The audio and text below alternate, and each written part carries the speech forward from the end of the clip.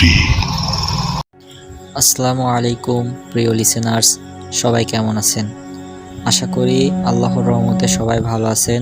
আলহামদুলিল্লাহ, আমিও ভালো আছি। আপনারা শুনছেন ভৌতিক স্টোরি পর্ব 2। আজকের ঘটনা গোসাইনালার মেসোভূত। আশা করি ঘটনাটি আপনাদের কাছে ভীষণ রকম ভালো লাগবে।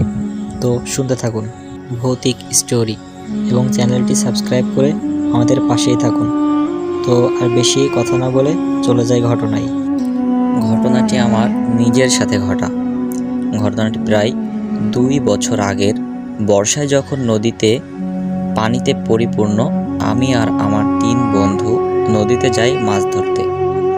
বলে রাখা ভালো, আমরা যে জায়গাটিতে মাছ ধরছিলাম জায়গাটি ছিল নির্জন এবং জনশূন্য। জায়গাটির নাম গোসাইনালা। এর আগে এখানকার অনেক ঘটনা শুনেছি, কিন্তু আমার সাথে কখনো এমন অস্বাভাবিক কিছু হয়নি। আমরা সেখানে মাছ ধরতে ধরতে প্রায় সন্ধ্যা হয়ে যায়। আমরা বেশ ভালোই মাছ পেয়েছিলাম, যার কারণে কখন যে সন্ধ্যা হয়ে গেছে বুঝতে পারি নাই। তো যখন সন্ধ্যার আজান কানে আসলো, তখনই আমরা ছিপ এবং মাছের হাঁড়ি যা যার সঙ্গে নিয়ে গেছিলাম সব গুছিয়ে বাড়ির দিকে রওনা দিলাম।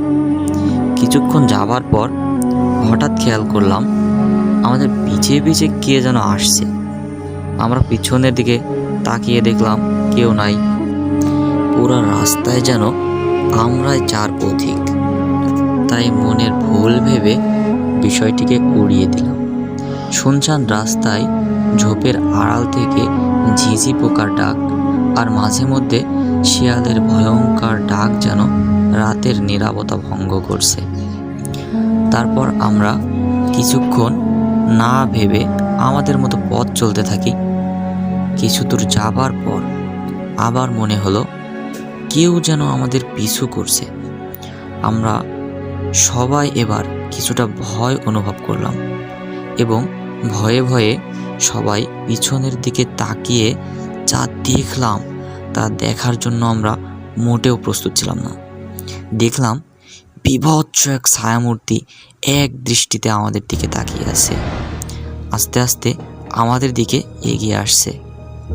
যত আমাদের কাছে আসছে ততই যেন ছায়ামূর্তিটি আরও প্রকাশিত হচ্ছে।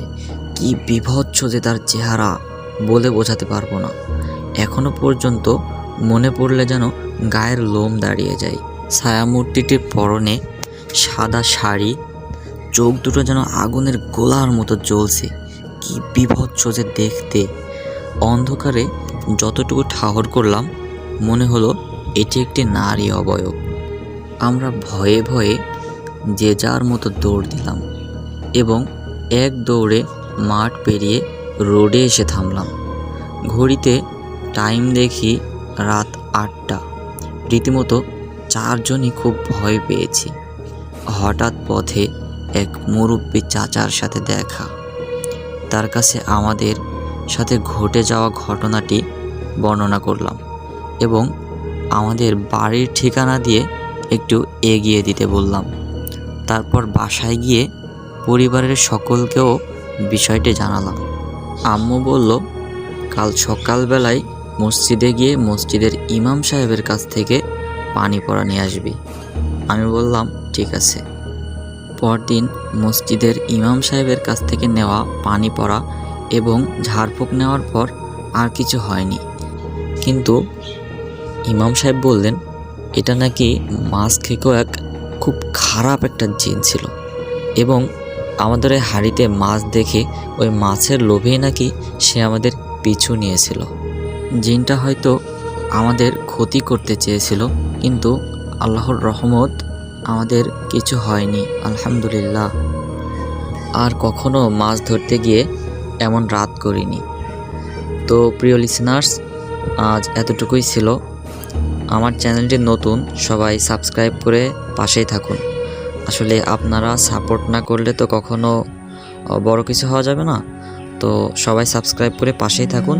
দেখা হচ্ছে পরবর্তী কোনো ভিডিওতে। গোসাইনালার আরও ভিডিও আছে। গোসাইনালার 2য় পার্ট পেতে সবাই কমেন্টে জানাবেন। আর আজ এতটুকুই, আমি বিদায় নিচ্ছি। আমি আব্দুল জব্বার। সবাই ভালো থাকবেন। ধন্যবাদ।